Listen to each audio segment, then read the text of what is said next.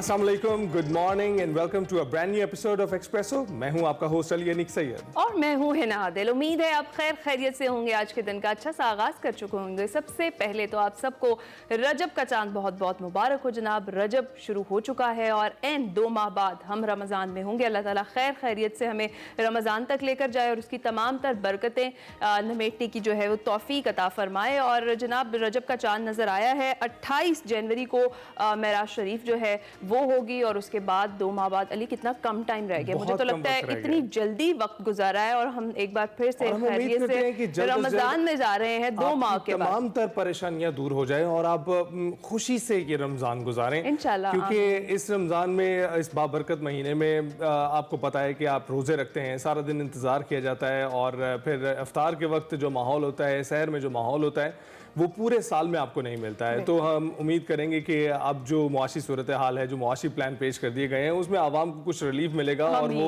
रमजान जो है वो अच्छे तरीके से गुजार सकेंगे। इसके साथ साथ आपको ये भी बताएं कि जनाब सर्दी कैसा है जो नए है, साल का ठंडा मौसम। बिल्कुल बिल्कुल बहुत सख्त सर्दी है इस वक्त। और आपको अगर पंजाब की बात करें तो इस वक्त ये पेशगोई भी की गई है कि लाहौर और पंजाब के मुख्तलिफ इलाकों में आज बारिश होने का भी इम्कान है।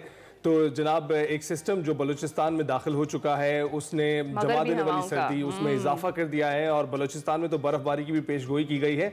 और इसके साथ साथ कराची का जो दर्जा हरारत है उसके हवाले से भी बताया जा रहा है कि वो 4 जनवरी से सिंगल डिजिट में रहने का इम्कान है। और इसके साथ साथ और नॉर्दर्न एरियाज में जहां बर्फबारी हो रही है वहां पर बिजली की भी बंदिश है और लोगों को परेशानी का सामना करना पड़ रहा है। जो सयाह हैं वो सोच समझकर सफर करें और सोच समझकर बर्फबारी देखने का प्लान बनाएं क्योंकि वहां पर ऑलरेडी पेशावर में तो रात रिपोर्टेडली बारिश भी हुई है। एग्जैक्टली मनाजिर आप देख रहे हैं, खूबसूरत मनाजिर हैं, कहीं धुंध है और आज कहीं कैसी जबरदस्त धुंध थी जी। लाहौर पूरा गुम हुआ हुआ था जब सुबह हम आए हैं तो अच्छी खासी धुंध थी। पता छटने वाली है, बारिश होने वाली है। हमने भीगा दिसंबर तो थोड़ा सा शायद एंजॉय किया लेकिन अब भीगा जनवरी होगा। बारिश की जो है वो प्रेडिक्शन है कि बारिश हो सकती है। तो जनाब ये मौसम की कुछ सूरत हाल है। आप लोगों ने अपना ज्यादा से ज्यादा ख्याल रखना है क्योंकि हमें पता है कि हीटर्स और ये सारी चीजें हर किसी को मैसर नहीं होती। तो प्लीज गर्म कपड़े ज्यादा से ज्यादा पहने और अपने आप को वार्म रखें और ताकि आपका बॉडी टेम्परेचर नॉर्मल रहे और मुख्तलिफ किस्म की जो बीमारियां जो ठंड से लगती हैं उससे आप लोग और ये मनचलों से कह दें कि हीरो बनने की कोई जरूरत नहीं है। ये जरूर गर्म कपड़ों से अपने आप को महफूज रखें। इसके साथ साथ आगे बढ़ते हैं प्रोग्राम में। आपको बताते हैं कि कुरम अमन मुआहिदा है वो तय पा गया है। दोनों फरीकैन ने साइन कर दिए हैं। दोनों फरीकैन ने 14 निकाती मुआहिदे पर दस्तखत किए हैं और मुआहिदे के तहत नुकसानात का अजाला किया जाएगा। बड़ा असलहा हुकूमती तहवील में दिया जाएगा। फरीकैन की जानिब से बनाए गए मोर्चे खत्म किए जाएंगे।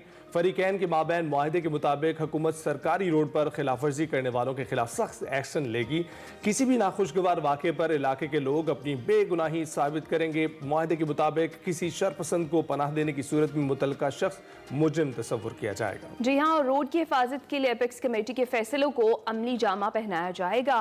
मुआहिदे के मुताबिक जिला कुरम के बेदखल खानदानों को अपने अपने इलाकों में आबाद किया जाएगा और ये भी तय किया गया है कि कोई भी शख्स अपने माबैन लड़ाई को मजहबी रंग नहीं देगा। कलअदम तंजीमों के काम करने और दफातर खोलने पर पाबंदी होगी। बंकर्स भी खत्म किए जाएंगे। असलहा जमा करा दिया जाएगा। बंकर खत्म करने के बाद जो फरीक लश्कर कशी करेगा उसे दहशतगर्द करार दिया जाएगा। और मुआहिदे के निकात के मुताबिक हुकूमत 399 अरकान पर मुश्तमिल खुसूसी फोर्स भी बनाएगी।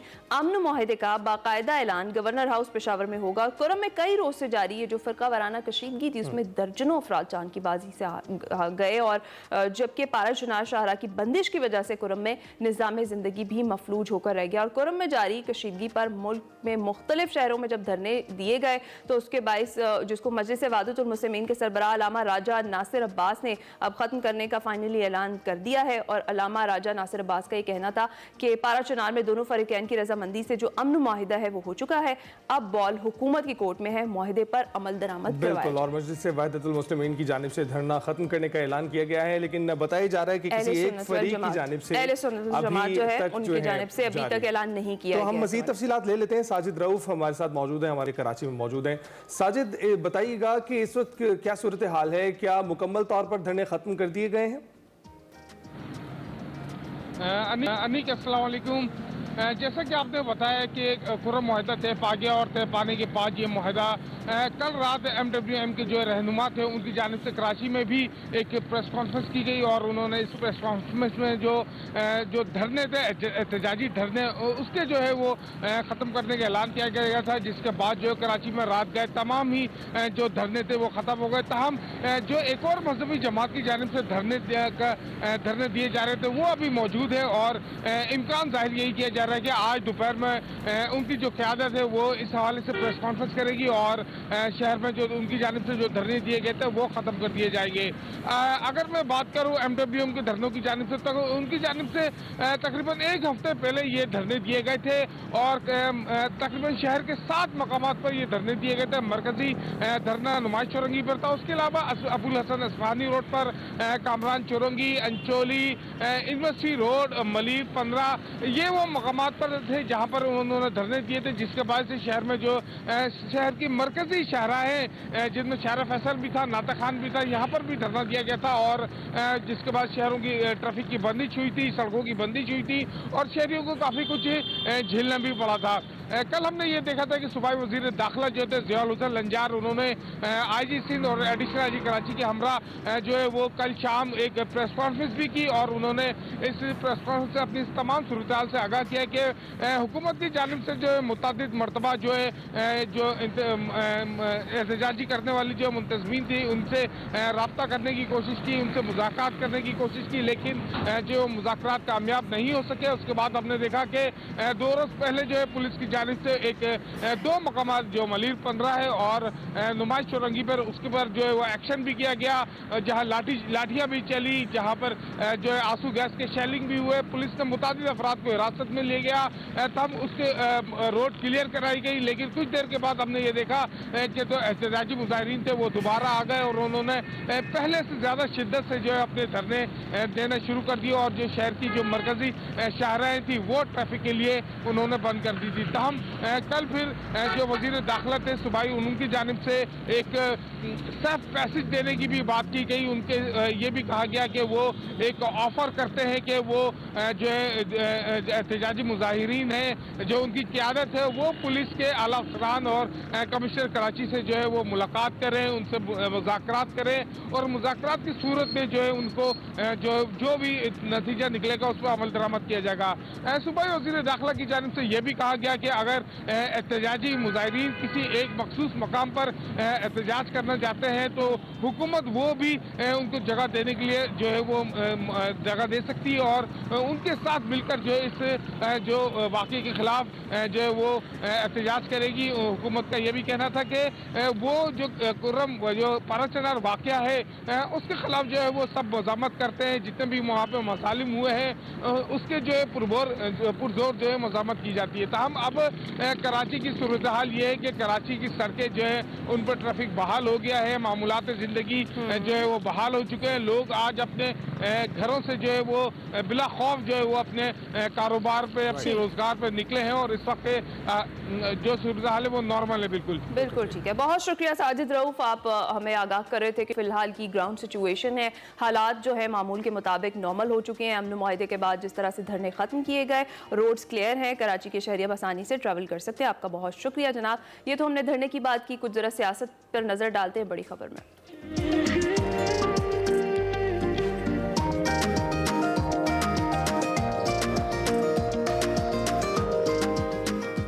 जनाब, हुकूमत और पाकिस्तान तहरीक इंसाफ के दरमियान मुज़ाकरात का दूसरा दौर आज होगा और स्पीकर अयाज सादिक की ज़ेर सदारत बंद कमरा इजलास पार्लियामेंट हाउस में आज दोपहर 3:30 बजे होना है। वज़ीर आला खैबर पख्तूनख्वा अली अमीन गंडापुर भी आज के मुज़ाकरात में शामिल होंगे और तहरीक इंसाफ अपना चार्टर ऑफ डिमांड मुज़ाकराती कमेटी के सामने पेश करेगी। और ज़रा ये भी कह रहे हैं कि तहरीक इंसाफ बानी चेयरमैन की रिहाई, दीगर कैदियों की रिहाई का मामला उठाएगी और ये भी बताया जा रहा है कि PTI की जानिब से 9 मई और 26 नवंबर के वाक़यात की तहकीकात के लिए अदालती कमीशन जो है उसका मुतालबा किया जाएगा। और दूसरी जानिब हुकूमत चार्टर ऑफ डिमांड की रोशनी में अपना लाहेमल देगी। PTI रहनुमा असद कैसर का यह कहना है कि बानी समेत तमाम सियासी कैदियों को रिहा किया जाए, 9 मई और 26 नवंबर के वाक़यात की जो जुडिशल इंक्वायरी है वो करवाई जाए। मुकदमात झूठे, जाली और सियासी इंतकाम पर मबनी है, सबको आवाज़ उठाना होगी, बानी PTI का साथ देना होगा।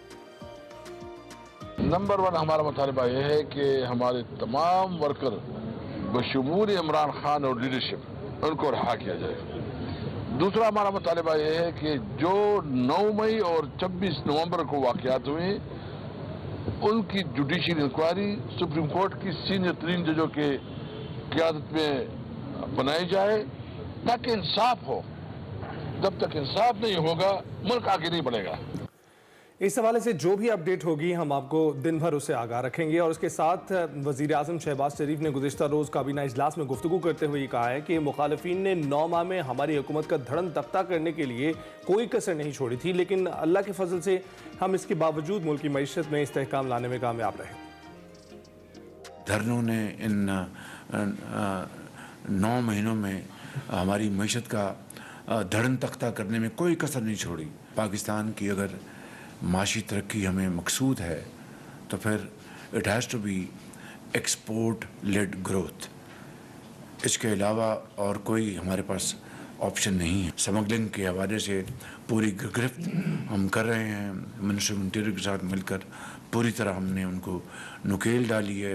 न सिर्फ अपना कई 100 जानें इन 2-3 सालों में 4 सालों में गई हैं, ज़ाया हुई, बल्कि पाकिस्तान की जो बदनामी वो इसके अलावा इंशाअल्लाह ये साल अच्छा होगा और पाकिस्तान के लिए खैर बरकत का बायस बनेगा इंशाअल्लाह।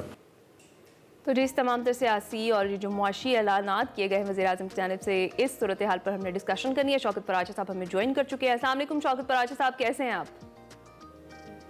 जी वालेकुम अस्सलाम, thank you so much. Shaukat Paracha साहब, नए साल का आगाज़ है और इसके साथ साथ जो मुज़ाकरात का दूसरा दौर है उसका भी आगाज़ है, वो भी आज होना है। क्या मस्बत पेशरफ्त देख रहे हैं आप?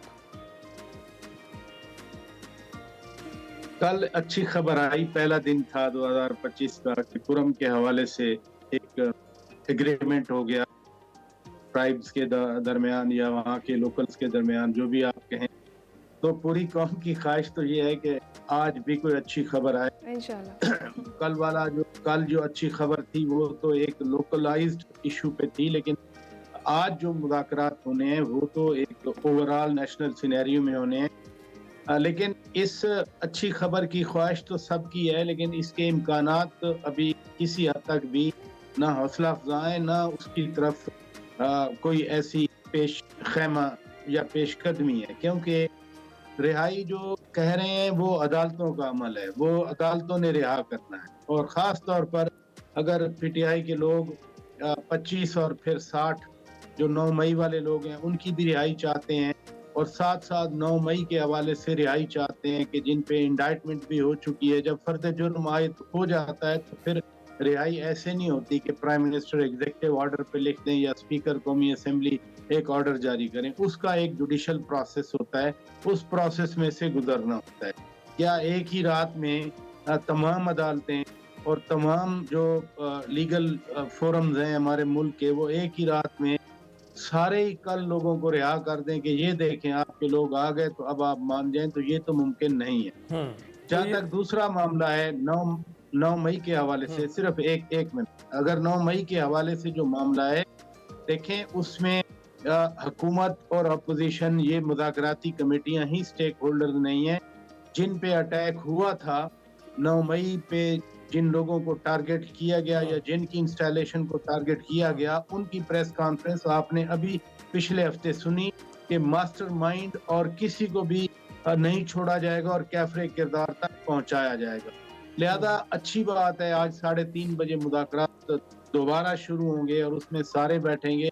खुदा करे कोई पेशरफ्त हो, लेकिन जितनी एक्सट्रीम पे ये इस वक्त मुतालिबात हैं और सूरत हाल है, उसमें it will take a long way to go. बिल्कुल। और शौकत साहब, आप ही की बात की तौसीक करते हुए ये बात करूंगा कि 2 मुतालबात जो बुनियादी मुतालबात इस वक्त पीटीआई के हैं, उनमें जुडिशल कमीशन बनाना है 9 मई पे, और दूसरा यही कि उनके जो कैदी हैं उनको रिहा किया जाए, बाशमूल बानी पीटीआई के। तो इन दोनों बातों में तो आपको पेशरफ्त होती हुई जैसे कि आपने बताया कि नहीं नज़र आ रही है, लेकिन इरफान सिद्दीकी साहब हैं सेनेटर, उनका ये कहना था कि हुकूमत के हाथ में भी कुछ नहीं है इन कैदियों को छोड़ने के हवाले से, तो फिर मुज़ाकरात किस बुनियाद पर होंगे? बताते खुद मुज़ाकरात का होना एक बड़ी पेशरफ्त है पाकिस्तान में, सियासी हुकूमत और पीटीआई के दरमियान एग्जैक्टली।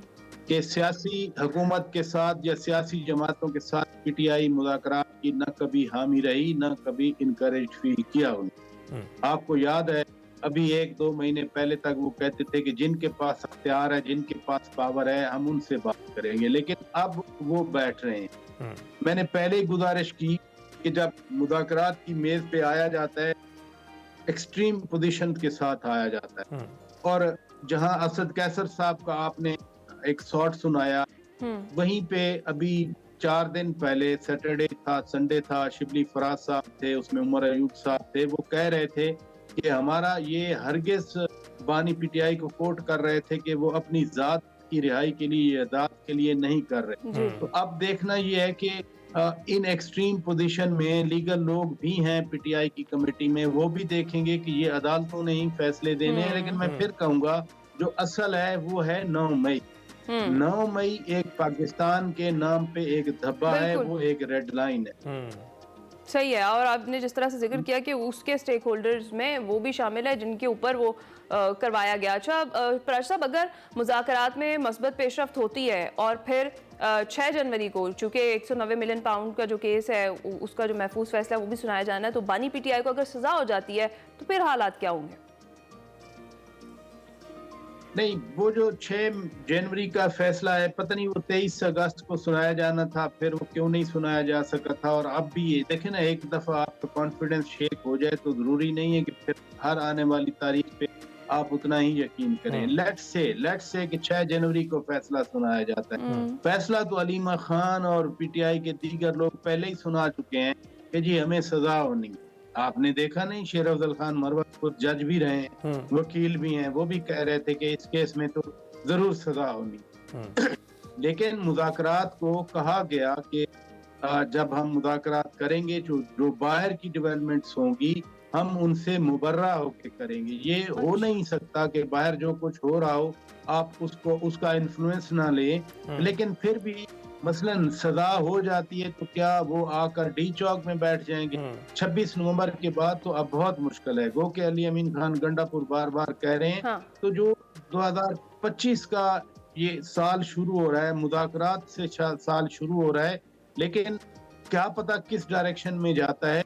इतने बड़े बड़े मुतालबात हैं और अदालतों से फिर कहूँगा मुबर्रा होकर मारवाए अदालत कोई इंसाफ या कोई रिलीफ नहीं मिल सकता। बिल्कुल ऐसा ही है। तो शौक साहब, अब पीपल्स पार्टी की भी बात कर लेते हैं। पीपल्स पार्टी की क्या सूरत हाल रहेगी? जो पार्टनरशिप नून लीग और पीपल्स पार्टी के माबैन रही है, और हुकूमत में भी आप देख ही रहे हैं कि इस वक्त कुछ चपकलिश सी आपको नज़र आती है। कभी इंटरनेट का मसला होता है, कभी अब ये मुश्तरका मुफादात काउंसिल का इजलास है। जुडिशल कमीशन में पीपल्स पार्टी की रिलेशनशिप आप क्या देखते हैं? मौलाना तो राम हो गए हैं, पीपल्स पार्टी नून लीग को कहीं टफ टाइम तो नहीं देगी? देखिए, एक तो इत्तेहाद जब होता है तो वो बड़ा मुश्किल होता है, उसमें सेंसिटिविटीज को एड्रेस करके बड़े मुहतात से हुकूमतें चलती हैं। ये तो इत्तेहाद भी नहीं है ना, ये तो काबीना में तो पीपल्स पार्टी नहीं है। फैसले जो कर रही है वो तो सिर्फ नून लीग ही कर रही है। और पीडीएम वाले कॉन्टेक्स्ट में उस वक्त कहा गया था कि जी इत्तेहादियों के हमारे ऊपर प्रेशर होते हैं। अब तो कोई प्रेशर नहीं है, अब तो नून लीग की खुद की हुकूमत है। हाँ, एमकेएम है, दूसरे हैं, पीपल्स पार्टी नहीं है। जहाँ तक पीपल्स पार्टी और नून लीग का ओवरऑल एनवायरनमेंट है, और फॉर दैट मैटर मौलाना फजलुर रहमान साहब का है, इन्होंने सियासत इकट्ठे ही की है, सब जो करंट लीडरशिप है। इसलिए मैं नहीं समझता कि बहुत एक्सट्रीम पे जाएंगे या हुकूमत तोड़ने की, या कोई जो लूज कोalition है उसको तोड़ने की, या पीपल्स पार्टी इस हद तक जाएगी कि नून लीग की गवर्नमेंट टूट जाए। मेरा नहीं ख्याल, क्योंकि पीपल्स पार्टी ने बार बार कहा कि हम जमहूरियत को लेके आगे चलेंगे और जमहूरी इस्तेकाम के लिए या बका के लिए या सस्टेनेबिलिटी के लिए हमने इस गवर्नमेंट को हमने सपोर्ट दी है। हाँ, एतराज़ात आते रहेंगे। मसलन पंजाब में जो एग्रीमेंट रिटर्न हुआ है, नून लीग की हुकूमत को भी चाहिए कि या तो पहले मुआहदे किए ना करें, रिटर्न आप एग्रीमेंट करते हैं फिर किया करें। जिन जिन डिस्ट्रिक्ट्स में या उनको मिलनी है प्रायोरिटी उनकी पोस्टिंग के हवाले से जब आपने लिख के दे दिया तो देना। अब आखिर क्या मसला है कि आप पीछे हट रहे हैं? फिर डेवलपमेंट फंड्स हैं, इनडिस्क्रिमिनेट और डिस्क्रिमिनेट, इनका डिफरेंस है। इनको इन करें जिनको जिनके साथ आपने वादे किए हैं। डेवलपमेंट तो चाहिए पंजाब में, और खास तौर पर पीटीआई के दौर में जो इंफ्रास्ट्रक्चर को तबाह हुआ पंजाब में, छोटी सड़कें, बड़ी सड़कें, बुरा हाल है पंजाब में जब आप ट्रैवल करते हैं। तो इस सिनेरियो में तो आपके पार्टनर, आपके जो कोalition साथी हैं, उनको चाहिए डेवलपमेंट फंड। मैं तो कहता हूँ सबको मिलने चाहिए, जिनको लोगों ने इलेक्ट किया है उनको दें आप डेवलपमेंट। बिल्कुल तो इन मसाइल की वजह से कोalition नहीं टूटने वाली। बिल्कुल ठीक। तो सही है पर साहब, लेकिन जिस तरह से अभी हम बात भी कर रहे हैं, पावर शेयरिंग के ऊपर पहले तो मान गई थी नून लीग, लेकिन अब जो है अमल दरामद नहीं हो पा रहा, और वो ये कह रहे हैं कि हम क्यों पंजाब में जो है वो पावर शेयर करें पीपल्स पार्टी के साथ। देखिए ये मेन रीजन यही हो सकती है इस चपकलिश की, इस नाराजगी की जो हमें दिख रही है इस वक्त नून लीग और पाकिस्तान पीपल्स पार्टी के दरमियान। पता नहीं अभी मुझे कुछ बात करनी चाहिए या नहीं। पार्टनरशिप तो हाई पावर बोर्ड इधर होना है, 21 से 22 ग्रेड में प्रमोशन होनी है, और सेंट्रल सिलेक्शन बोर्ड होना है 20 से 21। यहाँ तो ये भी है कि हर कोई चाह रहा है कि हमारे जो लोग हैं या जिनके साथ हमारी एफिलिएशन है उनको भी 22 ग्रेड में तरक्की दी जाए। और हाई पावर बोर्ड मई में होना था, अभी तक नहीं हो सका। अगर यहाँ तक सूरत हाल है पावर शेयरिंग के हवाले से, the onus is on the government. Government ने जब रिटर्न एग्रीमेंट दे दिया, रिटर्न एग्रीमेंट किया, और फिर हर दूसरे तीसरे हफ्ते एक मीटिंग होती है कि जी कमेटी नहीं खेलें। अगर पंजाब में पीपल्स पार्टी की कॉन्स्टिट्यूएंसीज में डेवलपमेंट आती है तो वो भी इस मौजूदा जो पॉलिटिकल डिस्पेंसेशन है इनका ही फायदा होना है। इसलिए दूसरी बात, मौलाना फजल रहमान के कॉन्टेक्स्ट में मुझे याद है मैंने आपके शो में भी कहा था कि मदारिस बिल का मामला हल हो जाएगा। मुझे कोई एक्सट्रीम पोजीशन पे जाते हुए नजर नहीं आ रहे, और आपने देखा अल्हम्दुलिल्लाह वो हल हो गया। इसी तरह ये पीपल्स पार्टी और नून लीग का तो इतना क्लीवेज या खलीज नहीं आएगी कि ये खुदा ना खास्ता कोalition ही टूट जाए, गवर्नमेंट ही टूट जाए, ऐसा नहीं होगा। हाँ, जो फोकस है ना आज, मसलन राजा परवेज अशरफ साहब भी इस कमेटी में शामिल हैं और सैयद नवीद कमर साहब भी, दोनों सीजन्ड पार्लियामेंटेरियन हैं। दोनों को पता है कि कमेटी में बैठ के मुल्क की मफाद में क्या फैसले करने हैं और कैसे इन्फ्लुएंस करने हैं। राइट। तो शौकत साहब, अब ये बताइएगा कि अगर ये दूसरा दौर भी नाकाम रहता है और हम 20 जनवरी का फिर इंतज़ार करेंगे ताकि जो डोनाल्ड ट्रंप हैं वो ओहदे का हल्फ उठा लें और फिर इमरान खान जो बानी पीटीआई हैं उनकी हिमायत के लिए सामने आ जाएं, क्या फिर उसका इंतज़ार किया जाएगा? देखें, आज तो बुनियादी तौर पर पीटीआई ने चार्टर ऑफ डिमांड सामने रखने, अब देखना ये है कि यही 2 पॉइंट्स रखते हैं या कोई और वो पूरा उठा के ले आते हैं। यानी उनका सूबा है, सूबे में फंड्स चाहिए, सूबे में डेवलपमेंट चाहिए, सूबे में वफाकी पेट्रनेज चाहिए, सूबे में अमन और अमान का मसला है, क्या वो भी अपने चार्टर ऑफ डिमांड में ले आते हैं जो कि प्योरली अवामी मसाइल होंगे। अगर पीटीआई इन अवामी मसाइल से रूबगर्दानी करके वो सिर्फ अपनी रिहाई और अपनी जो है वो बका के लिए मुतालबात ले आते हैं तो ये भी हमें देखना है। दूसरी बात ये है कि आज वो चार्टर ऑफ डिमांड पेश करेंगे, हुकूमत कहेगी या हुकूमती कमेटी कहेगी कि हम अपने बड़ों से डिस्कस करते हैं जाकर, तो आज तो नाकामी वाला ऐलान नहीं होगा, लेकिन ये स्पिरिट है मेरा ख्याल है अभी चलेंगी टॉक्स। बिल्कुल दुरुस्त, बहुत शुक्रिया शौकत पराचा साहब, और बिल्कुल दुरुस्त कह रहे थे आपके जो मुज़ाकरात हैं स्टेज यही है और यही होना चाहिए। डायलॉग के जरिए ही जो भी मामलात हैं उनको हल किया जाना चाहिए। और अभी जो ये दूसरा दौर भी शुरू हुआ है, हम तो यही दुआ करेंगे कि मैच्योरिटी के साथ दोनों जो फरीक हैं वो इसको लेकर चलें और किसी जो है ना अच्छे एंड तक इसको लेकर जाएं। तो अब इन दी एंड बात यही आ जाती है कि डायलॉग के जरिए ही तमाम तर मामलात जो हैं वो सॉल्व किए जा सकते हैं। इसके साथ ही हम छोटी सी ब्रेक पर जाएंगे, आपका ही मजा आएगा।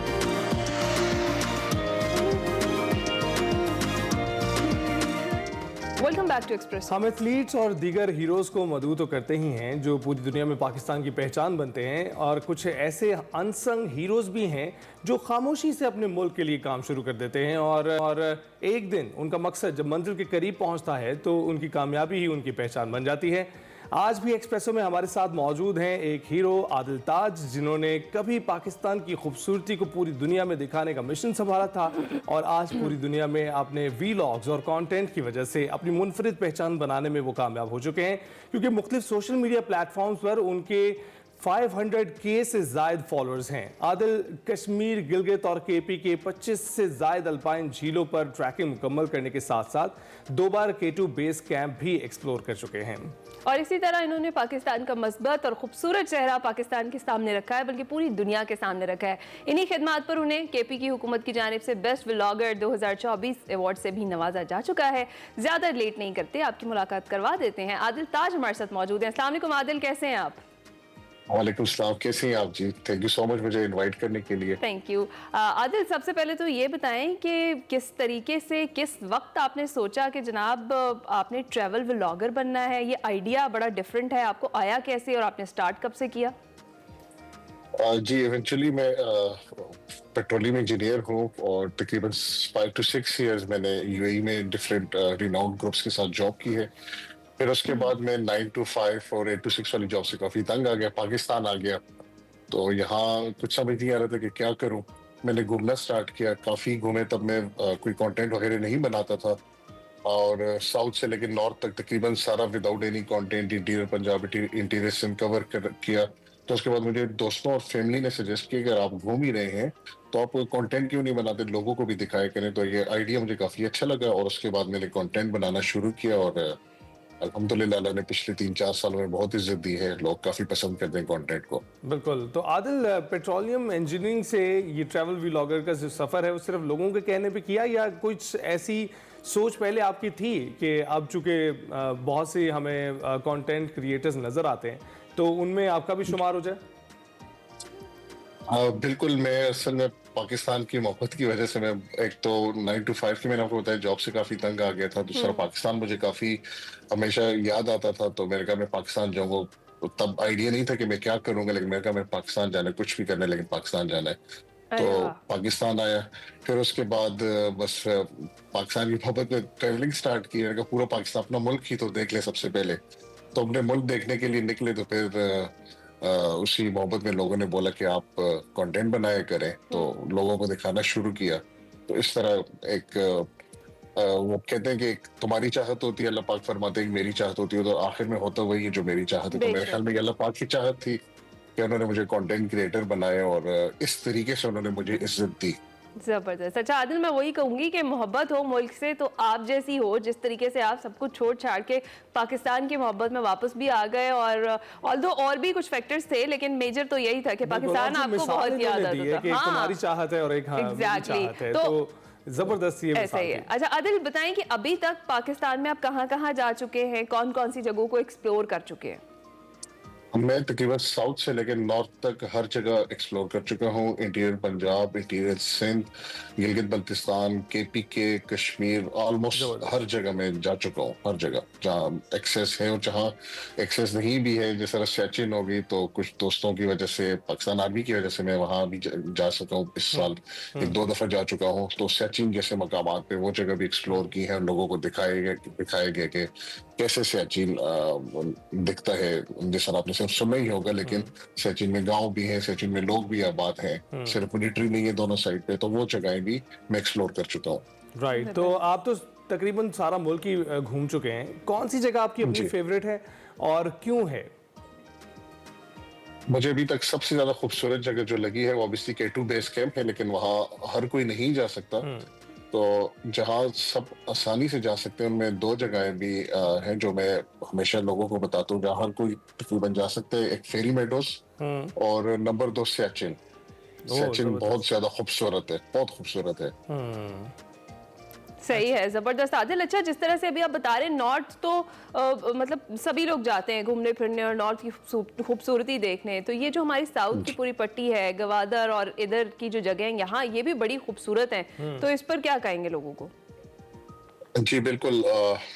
यहाँ मकरान कोस्टल हाईवे जो तकरीबन 650 किलोमीटर की साहिली पट्टी है, उसमें हिंगोल नेशनल पार्क है और अरेबियन सी है। और हिंगोल नेशनल पार्क के अंदर दुनिया के मुख्तलिफ किस्म के अजूबे हैं जो अभी तक अनडिस्कवर्ड पता नहीं कि वो कैसे यहाँ मौजूद हैं। प्रिंसेस ऑफ होप और लाइन ऑफ होप है, और काफी कुछ ऐसी जगहें हैं जो मतलब अगर आप नॉर्थ एक्सप्लोर करते हैं तो आप साउथ जब आते हैं तो कम्प्लीटली डिफरेंट लैंडस्केप आपको देखने को मिलता है।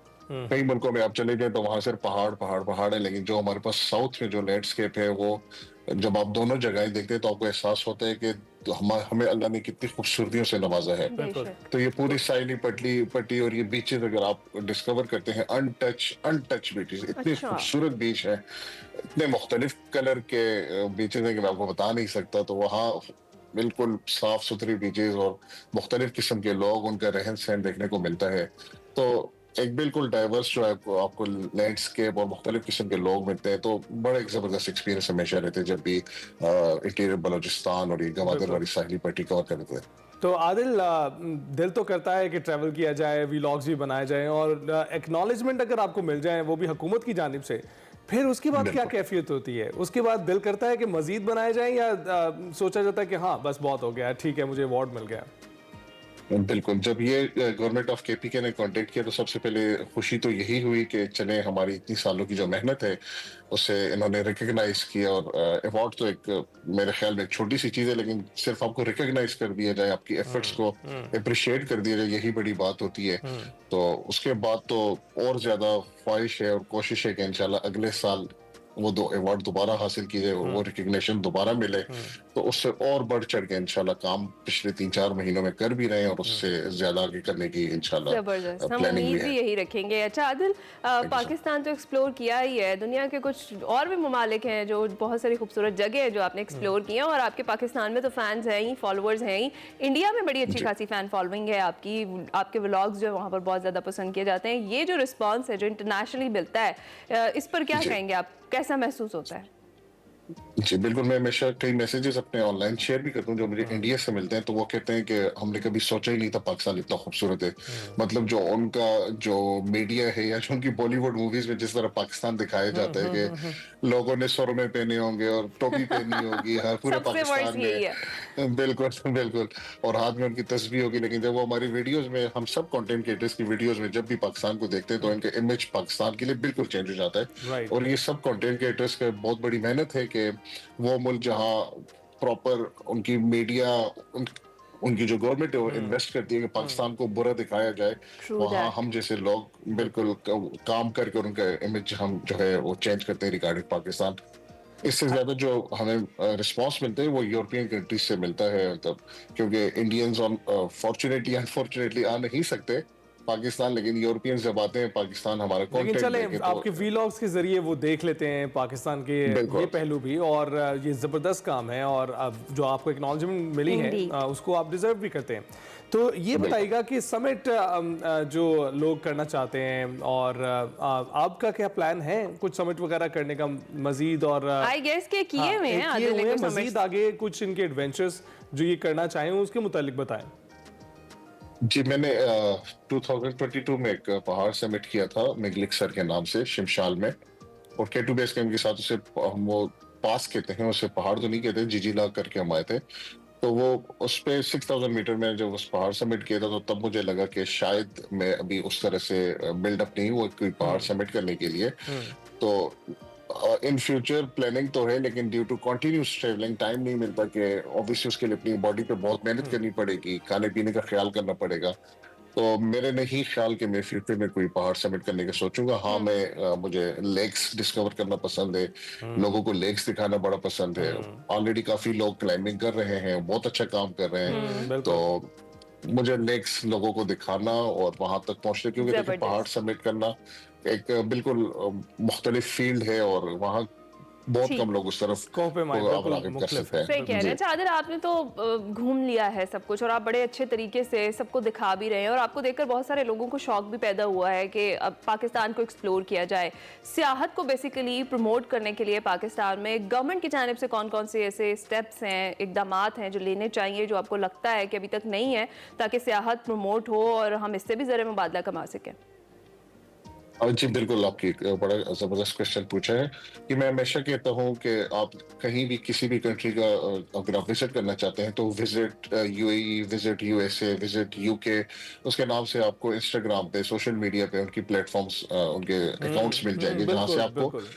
चीज़ देखने में काफ़ी आसानी हो जाती है, चीज़ें समझने में। आप अभी भी देख लें, हमारे पाकिस्तान का कोई भी इस तरह का कोई पेज नहीं है जहाँ से आप जो है ऑफ़िशियली गवर्नमेंट के ऑफ़िशियल से कोई इस्तिलाहात ले तो सकते हैं, आदिल, कोई आपको नहीं क्वेश्चन पूछ लगता कि सकते ये हैं। इंफ्रास्ट्रक्चर की कमी के बायस है? क्योंकि वहां पर जहां वो आपको जाने का कह रहे हैं वहां पर उन्होंने सहूलतें भी दी हुई हैं, यहाँ पर सहूलतें मौजूद नहीं है, क्यों जाने का कहेगी हुकूमत?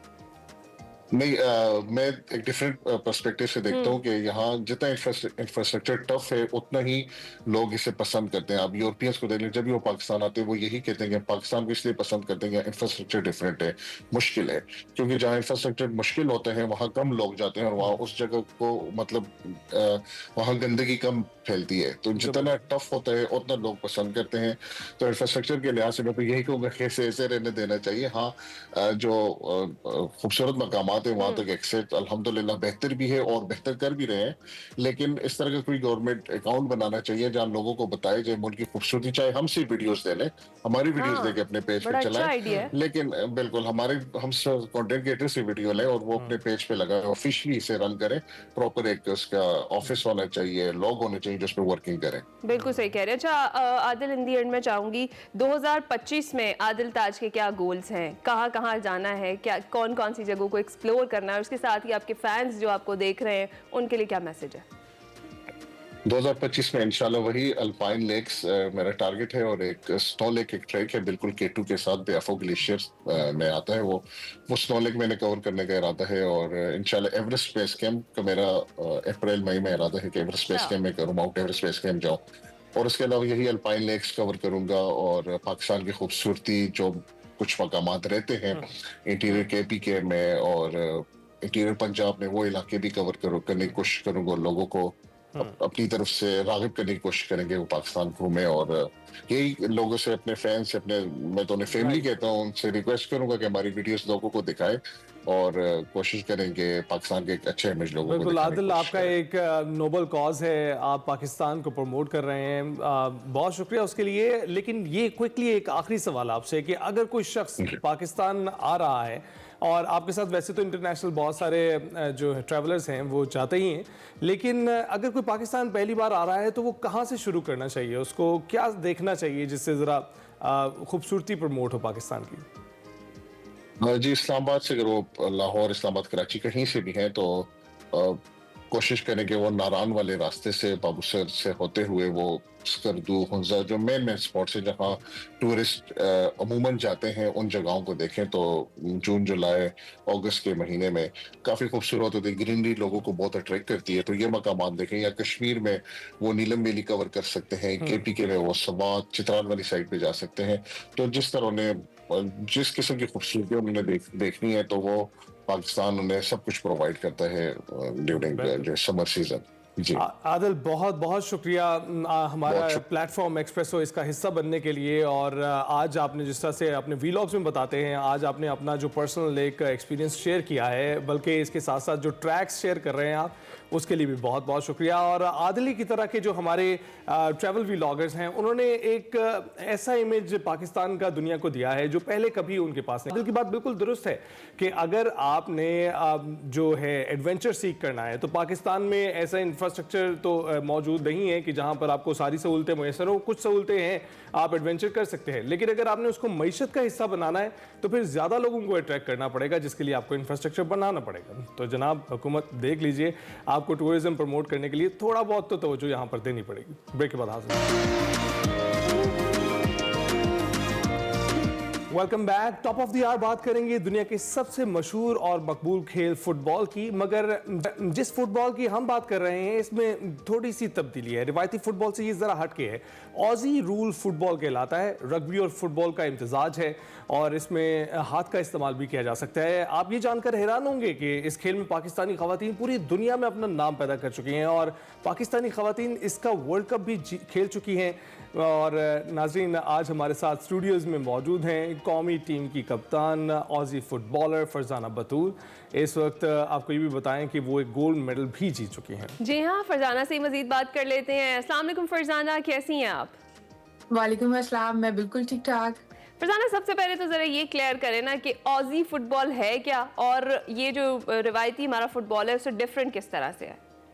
ओके, ऑजी रूल फुटबॉल जो है ये mixture of football, rugby, handball, basketball and like judo jujitsu जैसी होती हैं। ये मिक्सचर है डिफरेंट गेम्स का, जिसमें ये होता है कि फुटबॉल में सिर्फ हम पाँव से फुटबॉल खेलते हैं, लेकिन इसमें आपके बॉडी का हर पार्ट यूज होता है। राइट, अच्छा कैसे पैदा हुआ इसका शौक आपको? क्योंकि अच्छा जी, बहुत ही गैर रिवायती है ये।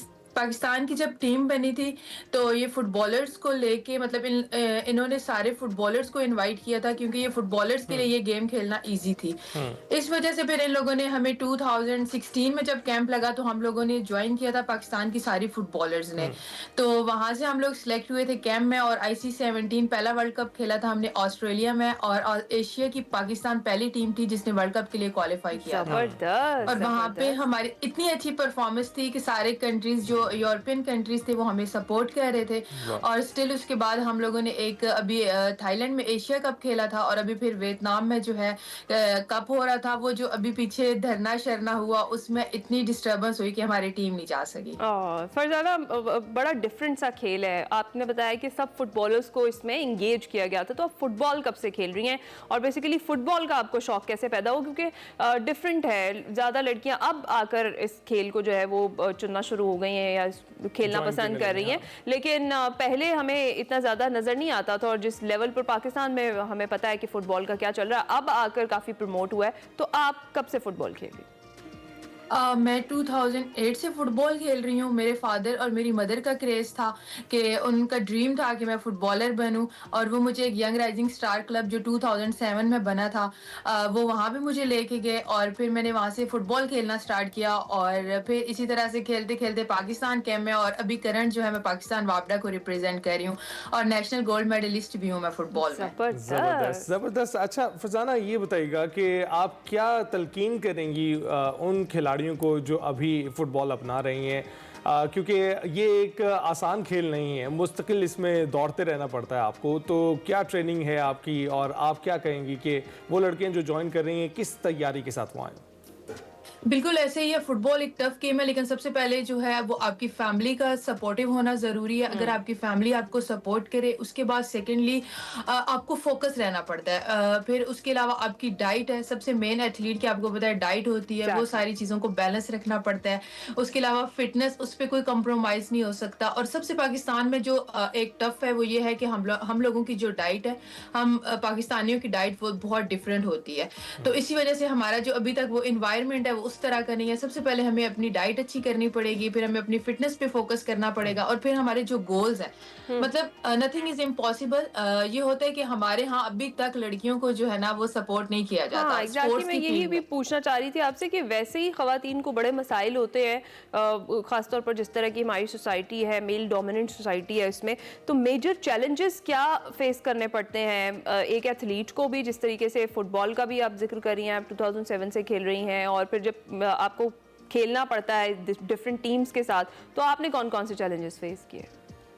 सबसे पहले ये था कि मैं जिस एरिया से बिलोंग करती हूँ, मैं एक अकेली लड़की थी सबसे पहले पूरे अपने सिटी से, चकवाल से, जिसने फुटबॉल खेलना स्टार्ट किया। लेकिन मेरे यहाँ के लोगों ने मुझे इतना सपोर्ट किया, मतलब मुझे अपने एरिया से कोई भी जो है वो कभी किसी ने मेरे फैन पेजेस पे जाके नेगेटिव कमेंट्स नहीं मिला। लेकिन अगर हमारी सोसाइटी की बात करें तो उसमें ये चीज़ें हैं कि अभी तक ना मतलब वो एक्सेप्ट ही नहीं किया कि लड़कियाँ भी खेल सकती हैं और वो फुटबॉल खेल सकती हैं। और सेकेंडली हमारा जो सबसे बड़ा वो प्रॉब्लम आई वो ये था कि शॉर्ट्स पहनना, और उसके बाद बहुत मुश्किल ये चीज़ें हमें फेस करनी पड़ी। लेकिन लोगों को और हमारी सोसाइटी को ये चीज़ अंडरस्टैंड करनी पड़ेगी कि फुटबॉल खेलने के लिए जो हमारा यूनिफॉर्म है, ऑब्वियसली उसके बगैर तो हम खेल नहीं सकते। तो बिल्कुल। अभी ये चीजें जो है अभी तक स्टिल हम फेस कर रहे हैं। फरजाना, ये बताइएगा, फेडरेशन में कुछ मसले मसाइल होते हैं अमूमन जब भी आप टीम का हिस्सा बनने की कोशिश कर रहे होते हैं तो सिलेक्शन कमेटियां बड़ी मुतहरिक होती हैं और वो अपने फेवरेट खिलाड़ियों को खिला देती हैं। और अभी आप देखें क़यादत का मसला दूसरा, मर्दों की टीम में तो हमें दिखाई दे रहा है, फीफा कमेटियां बनाई जाती हैं और फिर उसके बाद जो है क़यादत के मसले मसाइल उजागर होते हैं। यहाँ इस साइड पे, ख़वातीन की साइड पे ऐसे कुछ मसले हैं? बिल्कुल ऐसा है, और स्टिल जो फुटबॉल में हो रहा है वो यही हो रहा है कि फेवरेटिज्म बहुत ज़्यादा है। और स्टिल इसके ऊपर मैं काफ़ी ऑलरेडी शो कर चुकी हूँ कि स्टिल जो आ रही हैं वही जो हम लोगों ने एक चंद नाम देखे हैं वही स्टिल आ रहे हैं। और काफ़ी हम लोगों ने फीफा को भी मेल्स की हैं, और उसके अलावा हमने AFC मतलब जो एशियन फुटबॉल की है वहाँ पे भी हमने मेल की हैं, लेकिन अभी तक हमें कोई पॉजिटिव रिस्पॉन्स नहीं आया। और स्टिल जो है अभी नेशनल हुई थी उसमें पाकिस्तान वापडा, हमारे इतना बड़ा डिपार्टमेंट है, उसको इन्होंने साइड पे कर दिया। तो ये चीज़ें तो हर जगह, और ये चीज़ें अभी तक ख़त्म नहीं हुई। अगर ये चीज़ें हमारे पाकिस्तान में ख़त्म हो जाती तो शायद अभी हम भी वर्ल्ड कप के लिए क्वालिफाई कर चुके होते फुटबॉल। वी विश कि ऐसा हो, और इन चीज़ों में सियासत बेसिकली जो हर चीज़ में ही है वो यहाँ से एटलीस्ट खेलों से माइनस हो जाए। तो फरजाना मुझे बताएं कि आप इसके अलावा क्या करती हैं, क्या टाइम, फ्री टाइम मिले तो क्या करना पसंद करती हैं, और अपनी डेली रूटीन प्रैक्टिस को कितना टाइम देती हैं, फिर जिम आपने कहा कि फ़िटनेस भी बहुत ज़्यादा ज़रूरी है, उसके लिए कितना टाइम देती हैं? अच्छा, मैंने इसके बाद अपने फुटबॉल क्लब्स बनाए हुए हैं। बतूल फुटबॉल क्लब के नाम से मेरे पाकिस्तान में फुटबॉल क्लब्स हैं, जहाँ पे जो है हमारे ग्रास रूट से हम काम कर रहे हैं। हमारे पास अंडर 10 भी खेल रही है, अंडर 14, अंडर 16 सीनियर टीम्स भी मेरी खेल रही हैं, और मेरी सारी मेल एंड फीमेल की टीम्स हैं जिसमें हम ग्रास रूट पे काम कर रहे हैं। और ये मेरी अकेडमी जो थी वो चकवाल की पहली अकेडमी थी, अभी हमने उसकी सेकेंड ब्रांच बनाने जा रहे हैं, और फिर दूसरे सिटी में एक प्रोजेक्ट चल रहा है, वहाँ पे भी हम ये जो है जल्द ही अपनी ब्रांच जो है लेके आएंगे। लेकिन जो मेरा पर्पस था वो ये था कि फेवरेटिज्म को खत्म करके जस्ट मेरिट को प्रमोट किया जाएगा। और अभी जो हमारे तकरीबन 1 साल हो गया मेरी एकेडमीज को, और मैं उन्हीं बच्चों को प्रेफर करती हूँ जो मेरिट पे होते हैं। तो बस इस चीज को खत्म करने के लिए और टैलेंट को प्रमोट करने के लिए मैंने ये स्टेप लिया था। और मेरा अभी जितना फोकस होता है मेरा अपना सारा एकेडमीज में होता है, और फिर साथ साथ मैं अपनी भी ट्रेनिंग कर रही होती हूँ। जिम भी वहीं पे, अपना जिम भी है मेरा, तो वहाँ जिम भी करते हैं, और साथ साथ जो है इतना टैलेंट सब कुछ एक साथ फरजाना, ये तो बड़ी ज़बरदस्त बात है कि आप एक खातून भी हैं और उसके साथ साथ आपने ये तमाम तरह रजीम बना रखा है अपना, अपनी ट्रेनिंग भी करती हैं और इसके अलावा आपने ये कैंप्स भी चलाती हैं जो मर्द और ख़वातीन दोनों के लिए। तो इसके अलावा बताइएगा फरजाना, आप क्या सोचती हैं जो ये नवाही इलाके हैं यहाँ पर खेलों को बड़ी तरवीज दी जाती है, बास्केटबॉल भी हम देख रहे हैं, अब ये ऑजी फुटबॉल का भी जिक्र आपने किया चकवाल में, तो क्या इनको सिर्फ एक ज़रिया बनाया जाता है कि मुख्तलिफ जो तालीमी इदारे हैं वहाँ दाखिले लिए जा सके, या फिर वाकई मेरिट इस तरह से मौजूद है और कि अगर थोड़ी सी सपोर्ट मिल जाए हुकूमत की तरफ से तो ये लोग अपनी टीम्स बनाकर दुनिया में मुकाबला करने के भी काबिल हैं? एग्जैक्टली पाकिस्तान में अगर टैलेंट देखा जाए तो टैलेंट की कमी नहीं है। हमें हमारे यहाँ क्या होता है कि हम उस टैलेंट को पॉलिश नहीं करना चाहते होते। हमारे डिपार्टमेंट्स में है वो भी यही करते हैं कि एक बना बनाया प्लेयर हमें मिल जाए, दैट्स इट। कोई उस पर मेहनत नहीं करना चाह रहा होता। आप अरशद नदीम की मिसाल ले लें, ठीक है, हमारे पास टैलेंट की कोई कमी नहीं है, सिर्फ मसला ये है कि हमारे पास फंड्स नहीं है, हमारे पास अच्छे ग्राउंड्स नहीं है, हमारे पास क्वालिफाइड कोचेज नहीं है। हमें उस तरह से यहाँ पे पाकिस्तान के एथलीट्स को आप देखें कि चंद एक प्लेयर्स के जो होंगे वो डिपार्टमेंट्स लगे हुए होंगे जो उन्हें सपोर्ट कर रहा होगा। हर प्लेयर का डिपार्टमेंट नहीं होता, और आपको पता है कि सप्लीमेंट इतने एक्सपेंसिव है, डाइट इतनी एक्सपेंसिव है, तो वो एथलीट कहाँ से लेगा जब वो अपनी डाइट प्रॉपर नहीं रखेगा, उसके पास अच्छा ग्राउंड नहीं होगा, क्वालिफाइड कोच नहीं होगा, तो वो कैसे आगे बढ़ेगा। तो सिर्फ ये है कि हमारे यहाँ इन चीजों की कमी है। अगर थोड़ा सा गवर्नमेंट इन चीजों की तरफ ध्यान दे तो कई अरशद नदीम जैसे लोग जो हैं वो ओलंपिक्स में जाके मेडल ला सकते हैं। जबरदस्त। अच्छा फरजाना, बहुत सारी फरजाना ऐसी हैं जो टैलेंटेड भी हैं और बैठी हैं इस इंतजार में कि कोई मौका उन्हें मिले, तो उनके लिए क्या मोटिवेशन है, क्या मैसेज देंगे उनको?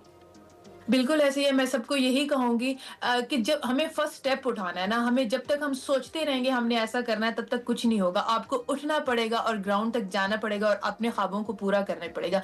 उसके लिए आप खुद अपनी जो है वो कर सकते हैं। आपको कोई दूसरा जो है वो आके नहीं कहेगा कि उठो ये करना है, या तो आपकी फैमिली है या आप खुद हैं। और मुझे बहुत से लोग कॉन्टेक्ट भी करते हैं मेरे फैन पेजेस पे, मेरी बहुत सी सिस्टर्स वो कहती भी हैं कि हमने भी खेलना है। तो उसके लिए क्या करना पड़ेगा, आपको अपने घरों से निकलना पड़ेगा और एक स्टेप उठाना पड़ेगा। वो ये नहीं सोचना पड़ेगा कि मैं कब करूंगी, लेकिन उस टाइम जब आप निकल जाओगे फिर नथिंग इज इम्पॉसिबल, वे आपके ऑटोमेटिकली बनते जाते हैं। ठीक है, बहुत शुक्रिया फरजाना, आप हमारे साथ मौजूद थी और स्पेशल थैंक यू। आपने कहा कि फैमिली की सपोर्ट बड़ी ज़रूरी होती है, तो आज के इस इंटरव्यू में भी आपकी फैमिली ने सपोर्ट किया। मुसलसल आपका कैमरा होल्ड करके जो बैठे हैं ना, उनको भी हमारी तरफ से थैंक यू कह दे। बहुत अच्छा लगा आपसे बात करके, बहुत शुक्रिया। Thank you so much. Thank you so much जनाब। ये है जी पाकिस्तान का टैलेंट, ये है पाकिस्तान की खवातीन और इसे प्रमोट कर रही हैं। वो ऐसे ऐसे खेलों में अपना नाम पैदा कर रही हैं जिनका कभी लोगों ने सुना भी नहीं होता। तो इनको जो है ना वो प्रमोट करने के लिए इनको सपोर्ट की ज़रूरत है, तो वो आप सबने मिलकर करनी है, चाहे वो घर से हो या फिर उसके बाद एक अगले लेवल पर जब वो इंटरनेशनल नेशनल खेलना शुरू करती हैं फिर हुकूमत की सपोर्ट हो, तो वो उन्हें ज़रूर चाहिए होती है। इसके साथ ही हम छोटी सी ब्रेक पर जाएंगे, आप कहीं मत जाइएगा। Welcome back. सेगमेंट सफ़र शर्त की जाने बढ़ते हैं और अमूमन हमारे नाज़रीन शिकायत करते हैं कि पूरा सेगमेंट आप दिखाया करें क्योंकि उसमें बहुत सारी बातें रह जाती हैं जो करने वाली होती हैं। तो इस वक्त वक़ार अहमद मलिक साहब सरबाज़ खान के साथ बैठे हैं। सरबाज़ खान कौन? वही जिन्होंने 14 बुलंद तरीन चोटियाँ सर की हैं और वो भी बग़ैर ऑक्सीजन के। तो उसका बकिया हिस्सा देखते हैं।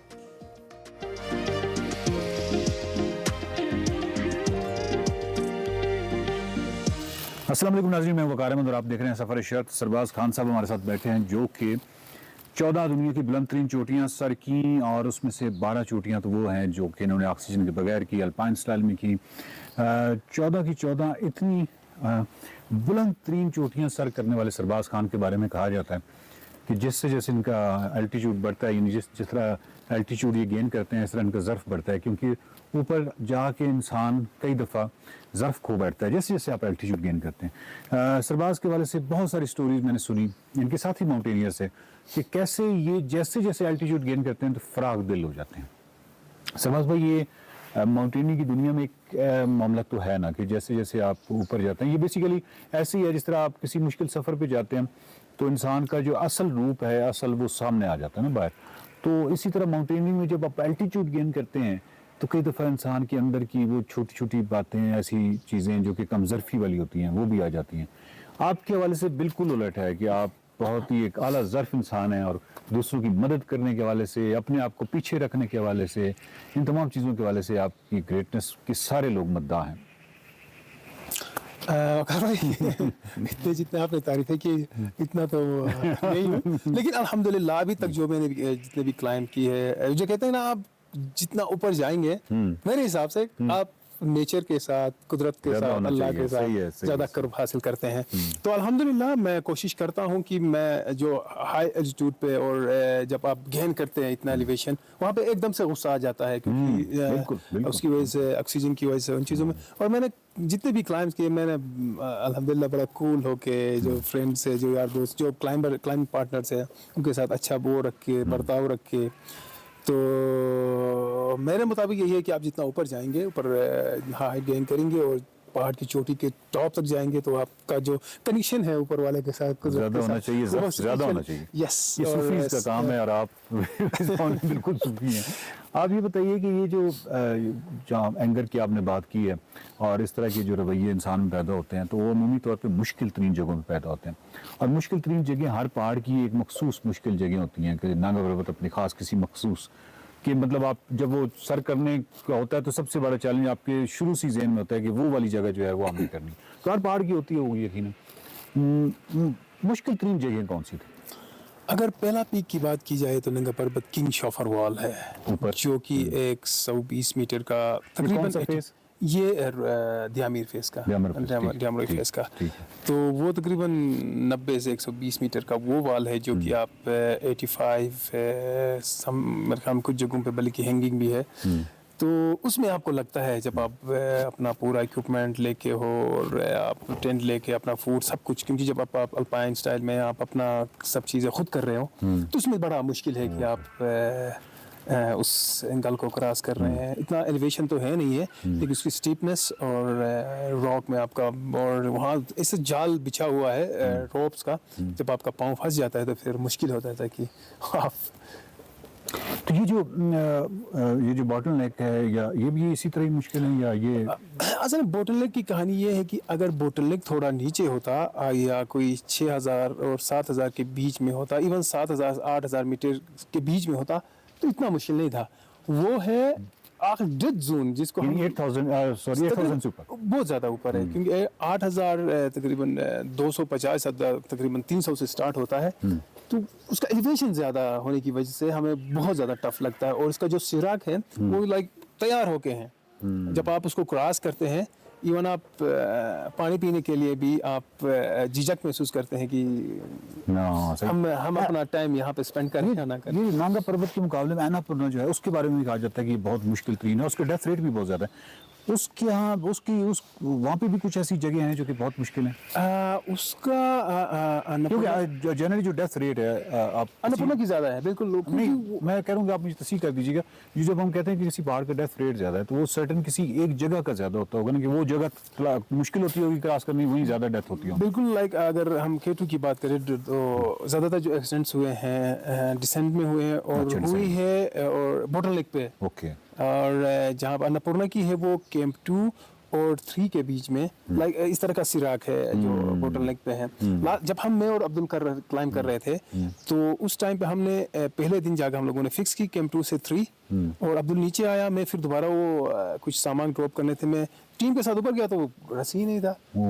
फिर जो सिराक पड़ा हुआ था वो रात को गिर के सारा रस्सी लेके गया था, पूरा डैमेज है ही नहीं, था ही नहीं, फिर दोबारा वो पड़ना पड़ा। हर पीक का एक अलग वो है टफनेस है और कुछ मुश्किल खासकर पार्ट्स हैं जिनको बोर करना बहुत ज़्यादा मुश्किल। सही, तो हम अभी अगर 14 के 14 पहाड़ों की कोई स्केल बनाए तो इसमें हम नांगा पर्वत K2 और अन्नपूर्णा को टॉप पे रखेंगे। टॉप पे रख सकते हैं, हाँ बिल्कुल। और कंचनजंगा भी ज़रा, कंचनजंगा भी मुश्किल है एक्चुअली, तो सारे 8000 ही मुश्किल है, तो कुछ का थोड़ा डिफरेंट है, लाइक अभी G2 हो गया और मानासलू भी इतना टफ नहीं है, और मकालू हो गया, इस तरह के कुछ वो भी है, लाइक तिब्बत में जो है चोयू और शिशापामा, चोयू भी इजी है इनमें। सबा कोई ऐसा पॉइंट, कोई ऐसी जगह जहाँ ज़हन में ख्याल आया हो कि ये मैं क्या कर रहा हूँ, या बस ख़त्म, यानी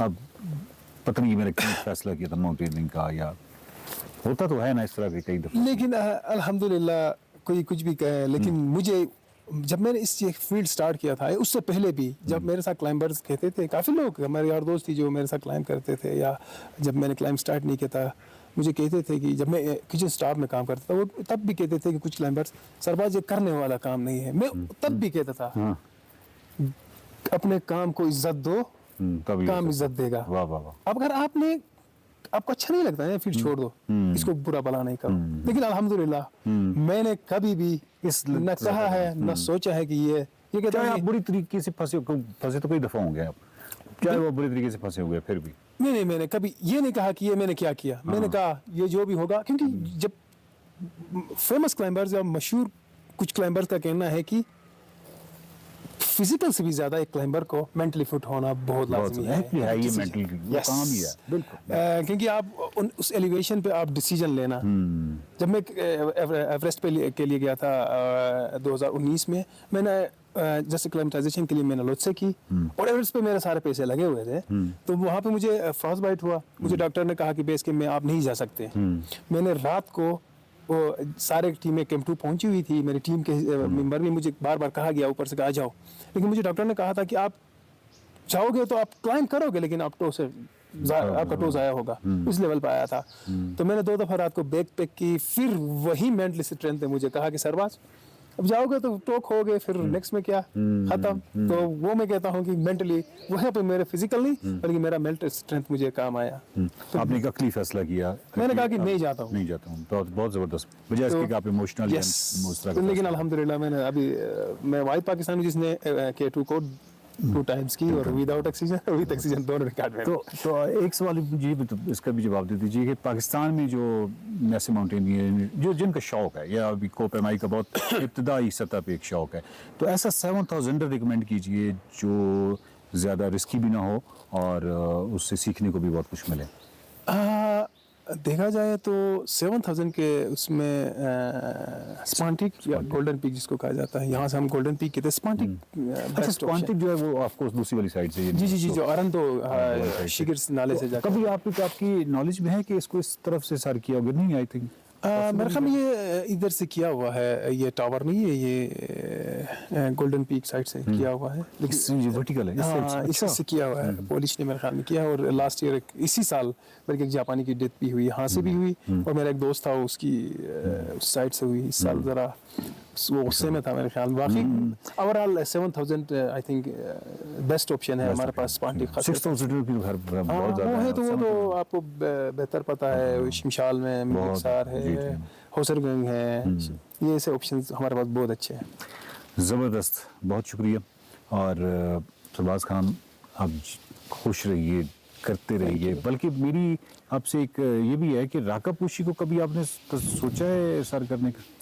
कभी पहले तो नहीं सोचा था। जब से मैंने क्लाइंबिंग स्टार्ट की, जब मुझे कोई भी मिलता है यार दोस्त टाउन से आके, कोई भी एडवेंचर से प्यार करने वाले, उनका पहला सवाल जब 8000 पूछने के बाद, आपने ये भी किया है, जो कि हमारे बिल्कुल ये बड़ा मसला है कि एक तो अब बच्चा जब पैदा होता है, यानी यहाँ पे उनजा में, तो वो पहली जो चीज देखता है राका पोशी देखता है, और उसका लुक वो बच्चा जो है वो 14 की 14 चोटियां सर करके अजीम। और तो कभी होता है वैसे एक तो बहुत मुश्किल है वो। एक तो रिश्ता इसके साथ, जब मैंने आंख खोली अलियाबाद में, तो सही मानों में पहाड़ देखे तो मैंने सबसे पहला पहाड़ राका पोशी देखी है। तो मेरा जहन में है कि मैं कोई ऐसा टीम बनाऊं पाकिस्तान की, जो कि हम जाके क्लाइम करें, ना करें, सक्सेस हो ना हो, लेकिन सिर्फ क्लाइम ही तो नहीं है ना, आप एक अपने घर को देख लीजिए, हाइट तक जाएं। लेकिन इंशाल्लाह मेरा प्लान है कि मैं कोई ऐसी समिट नहीं थी सरबाज खान जो आपने की हो कि जहाँ से आपको आपका घर नजर आए। ये वाहिद पहली समिट होगी जिससे आप अपने घर भी जो है आपको सामने नजर आएगा। तो थैंक यू वेरी मच। और नाज़रीन ये बताता जाऊँ कि राका पोशी जो है 7886 कुछ इतने इसकी है, जस्ट शाई टू 8000 तकरीबन। मैं तो इसको 8000 ही कहता हूँ। और दूसरी ये है कि ये बहुत मुश्किल है, बहुत मुश्किल है। ये तमाम 8000 जब दुनिया में सर हो चुके थे तो तब जाके 1958 में ये हुई थी। इतनी चैलेंजिंग है, इतनी आसान नहीं है, बहुत चैलेंजिंग है, बहुत मुश्किल है। मेरा ख्याल है कि शायद लोग इसको इसलिए भी ज़्यादा प्रेफर नहीं करते कि क्योंकि 100-125 मीटर की बात है, तो उससे बेहतर है 8000 कर लें। मतलब ये है भी बहुत मुश्किल। तो राका पोशी जो है वो बहुत ही खूबसूरत पहाड़ है। अगर ये पहाड़ जो है या किसी और मुल्क में होते तो यकीन कीजिए कि कम से कम 200 फिल्में बन चुकी होती हैं। इतना कंटेंट है इन पहाड़ों में, और इसकी जो एक्सपीडिशंस और मुहिम्मात की जो कहानियाँ हैं बहुत कमाल है। सरबाज खान साहब बहुत शुक्रिया sir, thank you very much.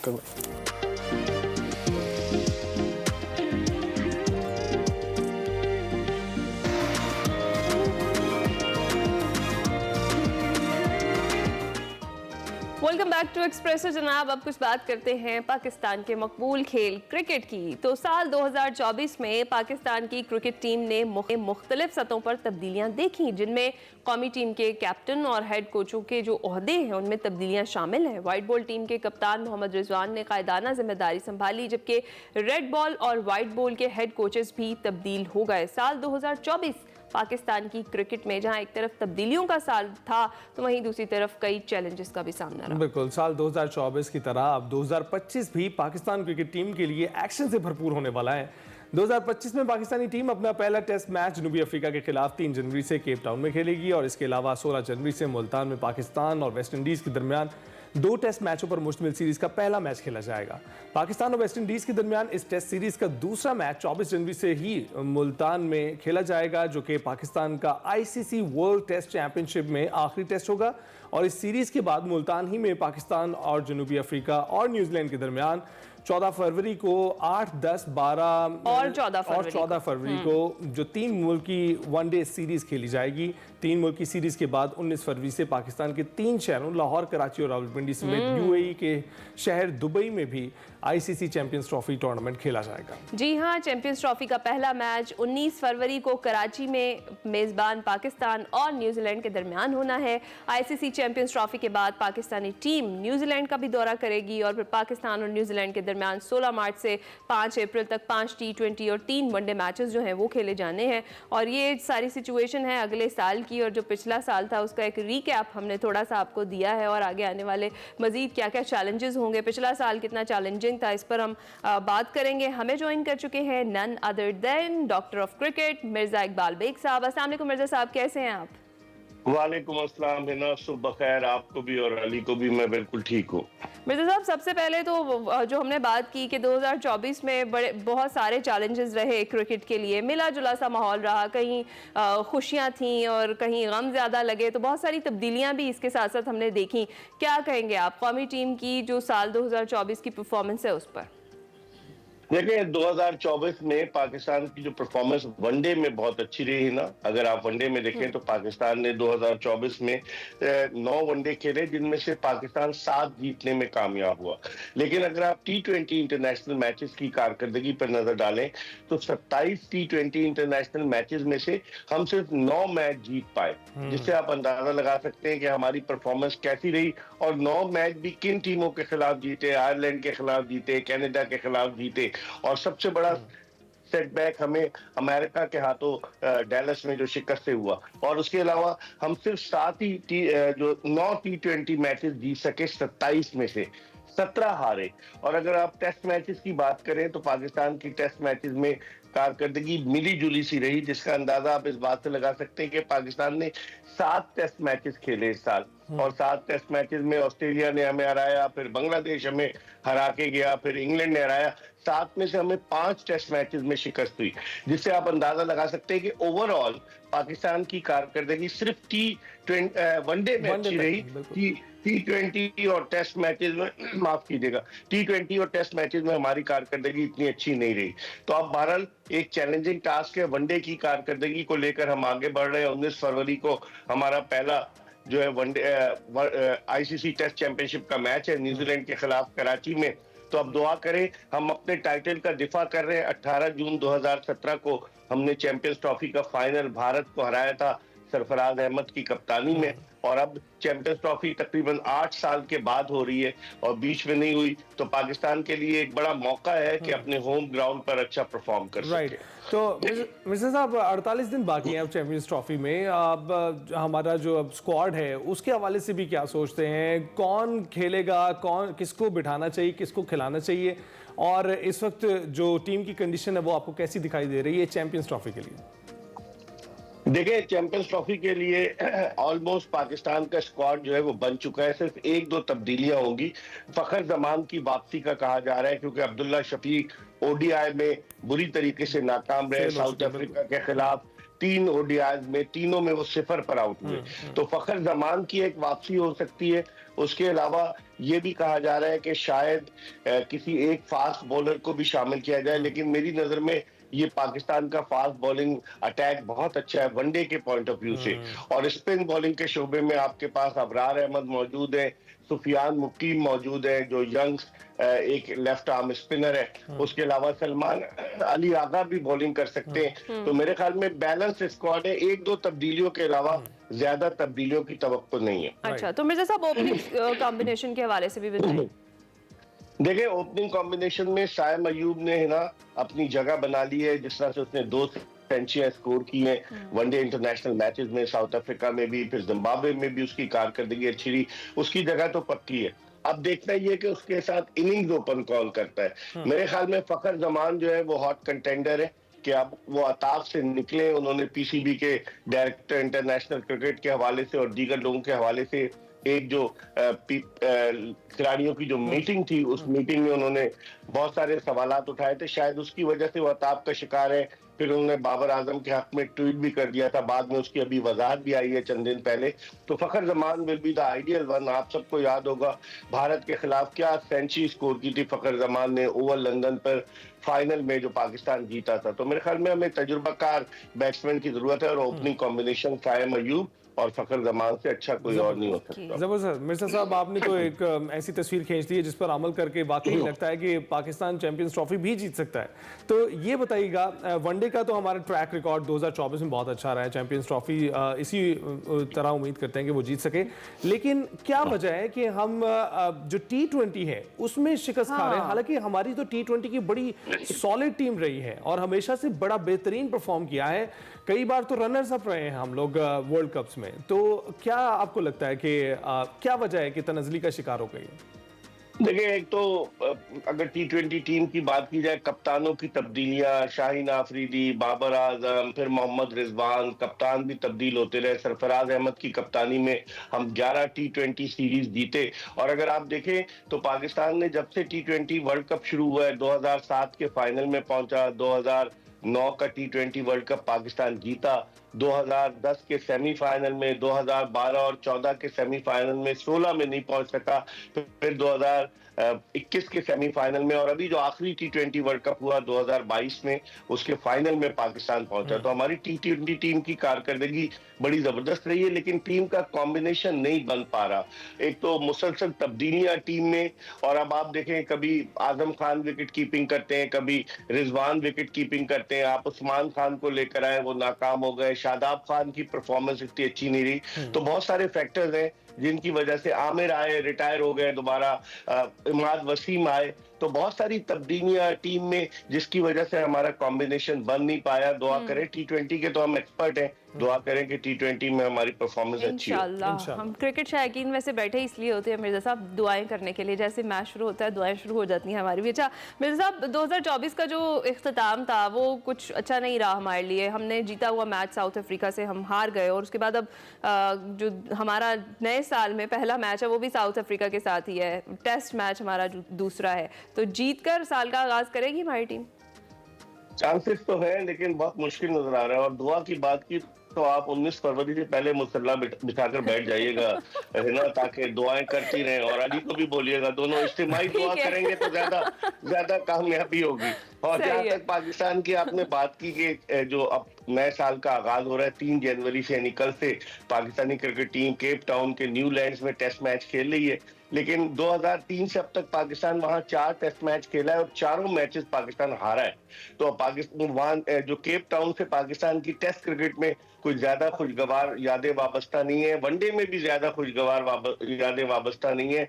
1993 में यहाँ पाकिस्तान की टीम सिर्फ 43 रन पर ऑल आउट हो गई थी अगेंस्ट वेस्ट इंडीज।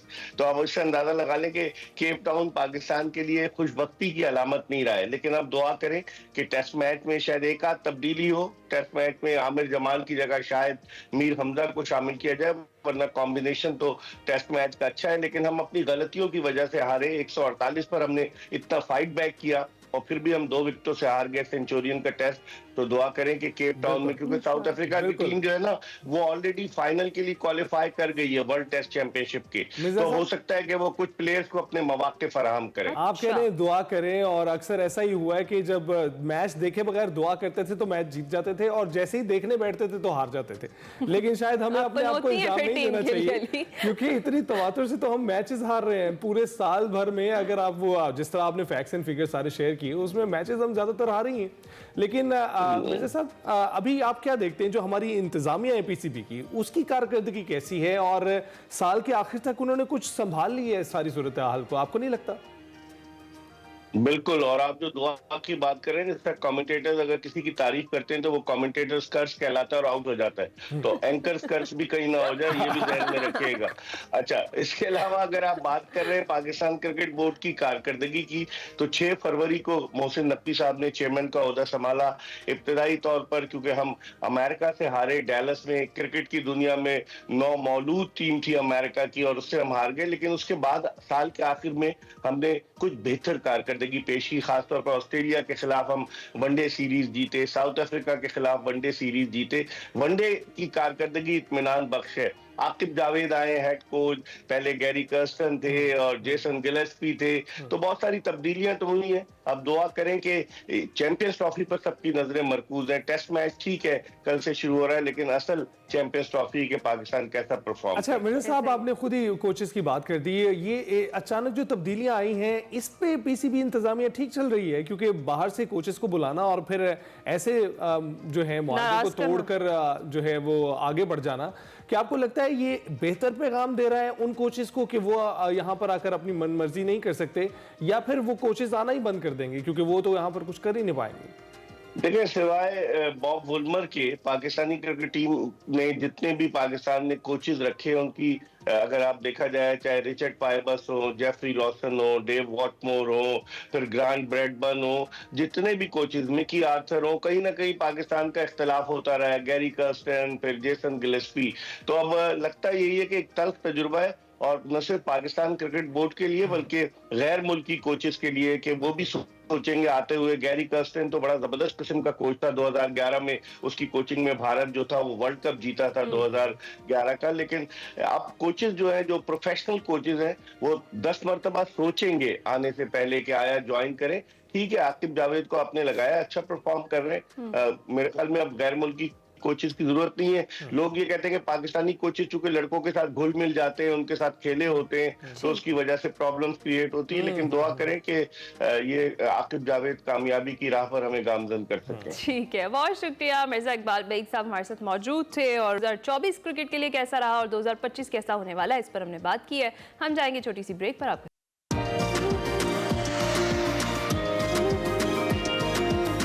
प्रोग्राम के आखिरी हिस्से में खुशामदीद। मुल्क में इस वक्त सर्दी का राज है और दिसंबर का महीना अगर कहा जाए तो ओवरऑल ड्राई ही था। कहीं किसी जगह पर बारिश होती हुई हमें दिखाई दी है, लेकिन अब हम उम्मीद करते हैं कि जनवरी में बारिशें होंगी और मौसम में जो धुंध है उसको कंट्रोल किया जा सकेगा। महकमा मौसमियात ने शहरों में खुशखबरी सुना दी है, कहा है कि आज से मुल्क के मुख्तलिफ शहरों में बारिश होगी, पहाड़ों पर शदीद बर्फबारी होगी। इसी पर बात कर लेते हैं। हमारे साथ मौसमियाती तज्जियाकार मौजूद हैं जवाद मेमन साहब। जवाद साहब, कैसे हैं आप? जी, अल्लाह का शुक्र है, अल्हम्दुलिल्लाह। जवाब ये बताइएगा कैसा रहेगा मौसम और जो बारिश की पेशगोई की गई है इस हवाले से क्या आपके पास इतलात है? जी बिल्कुल अली भाई, एक लंबे अरसे के गैप के बाद जो है वो आज से एक मगरिबी हवाओं का सिस्टम पाकिस्तान के काफ़ी सारे इलाकों को मुतासिर करने जा रहा है। उसमें खुसूसी तौर पर पाकिस्तान के जितने भी शुमाली इलाका जात हैं, जो हमारे सयाती मकामात हैं, वहाँ पर बारिशों का सिलसिला, पहाड़ों पर जो है वो बर्फबारी का सिलसिला आज से शुरू हो जाएगा। साथ ही साथ बलूचिस्तान के जो पहाड़ी इलाके हैं, जो दीगर इलाके हैं, शहरी इलाके हैं, क्वेटा, ज़ियारत वगैरह, यहाँ पर भी जो है वो बारिश और बर्फबारी का सिलसिला इंशाल्लाह उम्मीद है कि आज से शुरू होगा। और ये जो सिस्टम है ये अगले 3 से 4 दिनों तक इन इलाकों में जारी रहेगा। साथ ही साथ पंजाब के जो इलाके हैं, खुसूसी तौर पर मरी, गलियार, भूतबंद, इस्लामाबाद, रावलपिंडी और यहाँ के इसके आसपास के जो इलाके हैं, यहाँ पर भी जो है वो मरी वगैरह में बर्फबारी की उम्मीद है और दीगर शहरों में जो है वो बारिशें देखी जा सकती हैं। सही है। और लाहौर की क्या सिचुएशन रहने वाली है जवाद साहब? लाहौर में भी जो है वो इसी सिस्टम के ज़रिए से जो है वो बारिश की उम्मीद है। बहुत ज्यादा हैवी रेन तो नहीं है, लेकिन लाइट टू मॉडरेट जो है वो स्पेल 1 से 2 रहेंगे। और लाहौर वालों के लिए अच्छी खबर ये है कि बारिश होती है तो फिर एयर क्वालिटी जो है वो यहाँ पर काफी इम्प्रूव हो। एग्जैक्टली, इंशाल्लाह उम्मीद है कि काफी हद तक जो है वो इम्प्रूवमेंट आएगी इंशाल्लाह। और कराची की सूरत हाल क्या रहेगी? बताया जा रहा है कि 4 जनवरी से सिंगल डिजिट में रहेगा। बिल्कुल अली भाई, पिछले जो महीने हमने कोल्ड वेव देखी जो तकरीबन 9 से 10 दिसंबर को शुरू हुई थी और ये 31 दिसंबर के बाद सरतरीन था वो दिसंबर, और कोल्ड वेव का ही कहा जा रहा था। तो आगे की क्या सिचुएशन है? एग्जैक्टली ऐसा ही था। पिछले कुछ 2 दिनों से जो है वो बहरा अरब में एक एंटी साइक्लोनिक सिस्टम होने की वजह से कोल्ड वेव की जो शिद्दत है उसमें कुछ हद तक कमी आई है। लेकिन ये जो सिलसिला है जो मगरिबी हवाओं का, ये जैसे ही आगे मूव करेगा तो 4 से 5 के बाद जो है वो एक और काफी शदीद कोल्ड वेव जो है वो मुल्क में दाखिल होगी, जिससे कराची पर भी असरात आएंगे। और एक बार फिर रात के औकात में कराची जो है वो सिंगल डिजिट्स कह सकते हैं कि पिछली कोल्ड वेव के जितना ही इसकी इंटेंसिटी होगी, या इस साल ये जो सर्दी का मौसम है 2024-2025 जो चल रहा है, वो अब तक की सबसे ताकतवर कोल्ड वेव जो है वो कराची में भी आ सकती है। दर्जा हरारत 6 से 7 डिग्री 8 डिग्री तक ड्रॉप होगा एक बार फिर। तो जनाब तैयारी कर लें, कराची वाले भी कुछ हमारी तरह फील करने का। अच्छा ये बताइएगा जवाद, अभी ये जो लानीनिया और एल नीनो की बात की जा रही है, इसका इफेक्ट अभी बरकरार रहेगा? क्योंकि हमें मौसम आगे जाते हुए दिखाई दे रहे हैं। इस वक्त दिसंबर में तो उतनी शिद्दत हमने नहीं देखी सर्दी की जो इस वक्त जनवरी में देख रहे हैं। जी बिल्कुल अली भाई, प्रेडिक्टेड था कि लानीनिया जो इवॉल्व हो रहा है उसकी वजह से दिसंबर का महीना जो है वो हार्श रहेगा, सर्दी शदीद रहेगी, बारिशें कम रहेंगी। लेकिन जनवरी शुरू होते ही आपने देखा कि ये बहुत बड़ी तब्दीली अब एक बार फिर आना शुरू हो गई है। अब ये थ्रू आउट जो है वो back to back western disturbance, ये बारिशें बरसाने वाले सिस्टम आते रहेंगे। लानीनिया जो है वो काफी स्ट्रॉन्ग पोजीशन में इस वक्त आ चुका है, लेकिन फिर ये मार्च अप्रैल या मई में कहीं जाके जो है वो एक बार फिर जो है वो शिफ्ट हो। अच्छा, और जो नॉर्दर्न एरियाज की प्लानिंग कर रहे हैं स्नोफॉल देखने के लिए, उन लोगों को क्या कहेंगे आप? देखें, इस वक्त बहुत अच्छा मौका है। ये जो सिस्टम है इससे तकरीबन नॉर्दर्न एरियाज के पहाड़ी इलाकों में सयाहती मकामात पे खुसूसी तौर पर स्नोफॉल एक्सपेक्टेड है। 5 से 6 तारीख तक, मैक्सिमम 7 तारीख तक ये सिस्टम चलेगा। फिर छोटा मोटा गैप है और फिर उसके बाद जो है ये अब ये महीना जो शुरू हुआ है वक्फे से कम 4 से 5 सिस्टम एक्सपेक्ट किए जा रहे हैं जिनमें उन एरियाज में स्नोफॉल चलती रहेगी। जवाद, आपका बहुत बहुत शुक्रिया, आपने सारी मंजरकशी की है, इस वक्त मौसम की सूरत हाल बताया है और हम देख ही रहे हैं बहुत सारे लोग जो है शुमाली इलाका जात का सफ़र कर रहे हैं, तो उसके लिए जवाद किशन जो है वो अपने पास ज़रूर रखिएगा और जिन इलाकों में आप सफ़र करने वाले हैं बिल्कुल ख्याल रखे जाइएगा, क्योंकि हमने आगाज़ में ही आपको बताया कि बर्फबारी जहाँ हो रही है नॉर्दर्न एरियाज़ में, वहाँ पर बिजली की बंदिश का सामना करना पड़ रहा है और वहाँ पर भी लोग खासे परेशान हैं इसी वजह से। और अगर आप इस तरह के टूर्स प्लान करते हैं तो अकॉर्डिंगली प्लान कीजिएगा, क्योंकि धुंध के बाइस मोटरवेज भी और रास्ते भी बहुत सारी जगहों से बंद होते हैं और अपना इस शदीद सर्दी में आपने ख्याल अच्छे तरीके से रखना है। इसी के साथ ही एक्सप्रेसो से हमें दीजिए इजाज़त, अपना ख्याल रखिएगा, फीडबैक ज़रूर दीजिएगा। अल्लाह हाफ़िज़।